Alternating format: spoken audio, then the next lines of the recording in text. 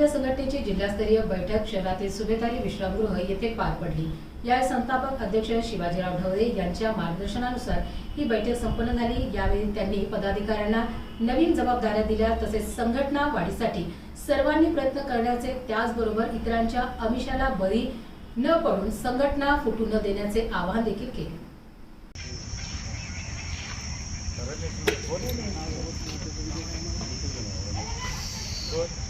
एकलव्य सामाजिक संघटनेचा एकलव्य सामाजिक संघटनेचा ढवळेचा तुम्हाला म्हणो, हम तुम्हारे साथ हैं। डॉक्टर बाबासाहेब आंबेडकरांचा जय असो, शिव छत्रपती शिवाजी महाराजांचा जय असो।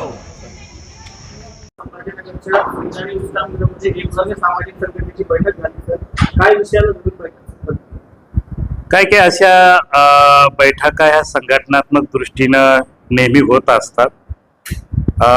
त्याच पद्धतीनं आजची ही बैठक होती, पण आजच्या बैठकीमध्ये जिल्ह्याभरातील आदिवासी समूहाच्या प्रश्नाच्या बाबतीमध्ये आणि संघटनेच्या बांधणीच्या संदर्भाने विशेष मुद्दे अजेंड्यावरती होते।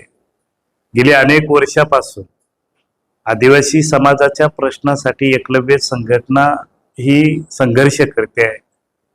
मग ते वन जमिनीच्या संदर्भातली प्रश्न असतील, गायरान जमिनीच्या संदर्भातली प्रश्न असतील, अन्याय अत्याचाराच्या संदर्भातली प्रश्न, असे वेगवेगळ्या पातळीवरती। तेव्हा दर महिन्याला, दर 6 महिन्याला वेगवेगळ्या बैठका घेऊन आम्ही त्या कामाचा आढावा घेतो आणि आपण संघटनात्मक बांधणीच्या दृष्टीने किती मजबूत संघटन केलं आहे, ते वाढीसाठी आपण काय केलं, हे कार्यकर्त्याकडून जाणून घेत असतो। त्या संदर्भातले आजची शासनाकडून आदिवासी समाजावर आणि त्यांच्या जमिनी लावण्याचा प्रयत्न करून त्यासाठी संघटना काय काम करणार? असं आहे की शासनाकडून नेहमीच अन्याय होतो आणि ते आजपासून होत नाही, सुरुवातीपासून। मला वाटतं आदिवासी विकास विभाग ही राजकीय पुढाऱ्यांना आणि दलालांना चरण्यासाठी कुरण म्हणून सुरू केलंय की काय, अशा पद्धतीची आम्हा सगळ्यांची भावना आहे।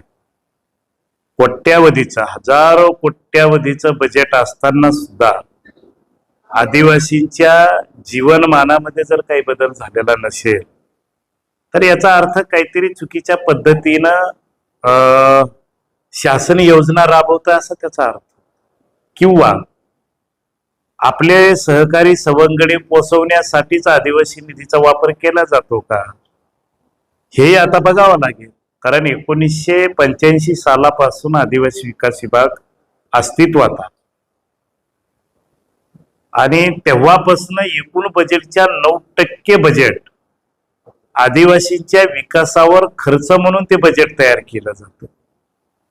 त्यातही 2 प्रकार आहेत, TSP एरिया आणि OTSP एरिया, म्हणजे आदिवासी क्षेत्रातला आदिवासी आणि आदिवासी क्षेत्राबाहेरचा आदिवासी। जसं मी उदाहरण सांगितलं की जसं की समजा अकोले तालुका आहे नगर जिल्ह्यातला, त्याच्यातली काही गावं TSP एरियामध्ये आहे, 100 एकर। म्हणजे तिथं जे आलेलं बजेट आहे आदिवासींचं, त्याचे एकूण 80% बजेट त्या TSP एरियामध्ये खर्च करायचं आणि उरलेलं 20% बजेट हे बाकी 13-14 तालुक्यातल्या आदिवासींसाठी खर्च करायचं। जळगाव जिल्ह्यामध्ये काही गावं, चोपडा तालुक्यातली 12-13 गावं, यावल तालुक्यातली 5-50 गावं TSP एरियामध्ये। तिथं जर 10 कोटीचं बजेट आलं तर 8 कोटी समजायचं, त्यात 8-10 गावात, 10-50 गावात खर्च करायची, बाकी उरलेलं बजेट 14-15 तालुक्यामध्ये खर्च करायचं।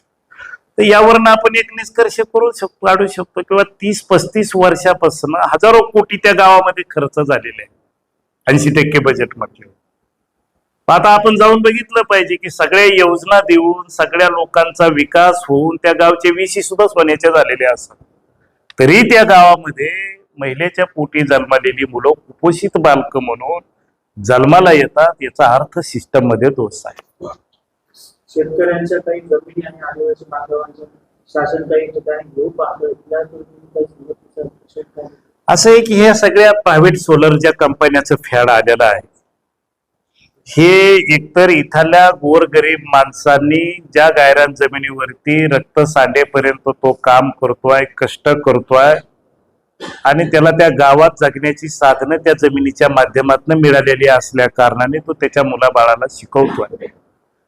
त्याला तिथून हटवून बेघर करून तो देशोधडीला लागला पाहिजे आणि इथं खाजगी कंपन्याचे भांडवलदार मालक लोक जगली पाहिजे.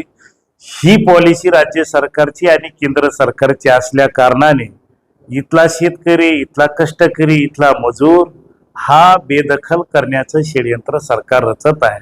आणि म्हणून त्या विरोधात तर ही लढाई अधिक बुलंद करण्याची आवश्यकता आहे. सरकार बजेटचा फायदे बऱ्याच आदिवासी तर ते संबंधित असं आहे की संभाजीनगर जिल्हा आणि संभाजीनगर विभाग याच्या अंतर्गत 5-6 जिल्हे येतात जात पडताळणीच्यासाठी. आणि हा विभाग जसे की नांदेड जिल्ह्यामध्ये मन्नेरवारलू हे ज्या काही कम्युनिटी आहेत, नाम सादर्शाचा फायदा घेऊन अनेक लोकांनी डुप्लिकेट सर्टिफिकेट घेऊन ओरिजिनल आदिवासीच्या जागेवरती सरकारी नोकऱ्या मिळवलेल्या आहेत. आणि मग असं असताना ओरिजिनल आदिवासींना मात्र तुम्ही वेठीच धरत असाल आणि डुप्लिकेट आदिवासींना त्याचा एक रेट फिक्स करून त्याच्याकडून पैसे घेऊन जर तुम्ही सर्टिफिकेट देणार असाल तर हा ओरिजिनल आदिवासीवरती अन्याय आहे. आणि काय 5 जिल्ह्यातले तुम्ही जात पडताळणीचे कार्यालय तुम्ही विभागले गेले पाहिजे. प्रत्येक जिल्ह्याला जात पडताळणीचं ऑफिस दिलं पाहिजे. पण तेवढं मनुष्यबळ नसल्या कारणाने निश्चितपणाने ही गोष्ट खरी आहे की जात पडताळणी कार्यालयामध्ये हा रेट फिक्स केल्यामुळे जो पैसे देईल सर्टिफिकेट त्याचं लवकर मिळेल, जो देणार नाही त्याचं सर्टिफिकेट पेंडिंग मध्ये राहील. त्याच्यामुळं तुम्ही जे म्हणताय की ते फार पेंडिंग आहे तर ती असं समजायचे की ती आर्थिकदृष्ट्या दुर्बल आहे. एकलव्य सामाजिक संघटनेच्या वतीने जे विविध प्रश्न आहेत आदिवासी समाजाचे त्याच्यासाठी मोर्चा वगैरे काही झाले का? गेली 25-26 वर्षापासून एकलव्य संघटना जिल्हा पातळीवरती, विभागीय पातळीवरती, तालुका पातळीवरती अनेक मोर्चे आंदोलने करत आलेली आहे. आज बैठकीचा उद्देशही तोच होता की महाराष्ट्रातल्या वेगवेगळ्या जिल्ह्यामध्ये नव्या जुन्या कार्यकर्त्यांना सोबत घेऊन चळवळीची पुन्हा एकदा पुनर्मांडणी आणि पुनर्बांधणी करण्याच्या दृष्टीनं ही सगळी प्रक्रिया चालू आहे. आमचा एक नाशिकमध्ये येणाऱ्या काळामध्ये जवळपास 1 लाख लोकांना सोबत घेऊन आम्हाला त्या ठिकाणी आदिवासी समूहाचं काही ठराव घेण्याच्यासाठी एखादा अधिवेशन घेता येईल का, किंवा नाशिक ते मुंबई ही सगळी मुद्दे घेऊन आपल्याला मंत्रालयावरती जाता येईल का. कारण काही कळीचे मुद्दे आहेत. जसं की आदिवासी विकास विभागाचं गेल्या वर्षीचं बजेट होतं 12,500 कोटीचं. पण तो काही कायदा नाही, ती पॉलिसी आहे. आणि त्याच्यामुळे तो निधी वेगवेगळ्या खात्याकडे वर्ग केला जातो. जसा लाडकी बहीण योजनेकडे वर्ग केला, कोरोनाच्या काळामध्ये कोरोनाकडे वर्ग केला, वेगवेगळ्या डिपार्टमेंटला वर्ग केला जातो. तामिळनाडूच्या धर्तीवरती, तेलंगणाच्या धर्तीवरती, आंध्र प्रदेशच्या धर्तीवरती त्या बजेटचा कायदा झाला पाहिजे. आणि शेवटचा 1 रुपया त्या बजेटमधला तो आदिवासी पर्यंत गेला पाहिजे. उलट खर्च जरी नाही झाले तेवढे पैसे तर गेल्या वर्षीची उर्वरित रक्कम आणि या वर्षीचं बजेट मिळून नवीन काही योजना सुशिक्षित बेरोजगार मुलांसाठी करता येऊ शकेल का. कारण योजना तयार करण्याचा अधिकार त्या डिपार्टमेंटला आहे. असे 2च डिपार्टमेंट आहेत, समाज कल्याण आणि आदिवासी विकास, की त्या पैशावर कुठल्या योजना त्या भागामध्ये राबवायच्या हा ठरवण्याचा अधिकार त्या विभागाला आहे. तर एवढा हजारो कोटीचं बजेट असताना जर तुमच्याच्यानं खर्च होत नसेल तर याचा अर्थ ह्या शासनाची मानसिकता आदिवासींच्या बाबतीत उदासीनता आहे, नाही तर मग आदिवासी विकास मंत्री अडाणी आहे, किंवा ते जाणून बुजून आदिवासीला बेदखल करण्यासाठी षडयंत्र रचत आहे. आणि मला वाटतं तिसरी गोष्ट ही नक्की आहे की आदिवासींना बेदखल करण्याच्यासाठी आता ज्या विचाराचं सरकार आहे, आदिवासीच्या बाबतीमध्ये अनेक वर्षापासून आम्ही त्यांची भूमिका बघतो आहे, तर ती आदिवासींचं अस्तित्व नष्ट करणारीच आहे.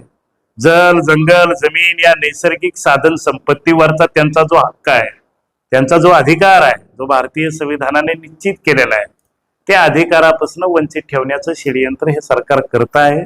आणि त्यासाठीच आम्ही ही सगळी तयारी करतो. नाव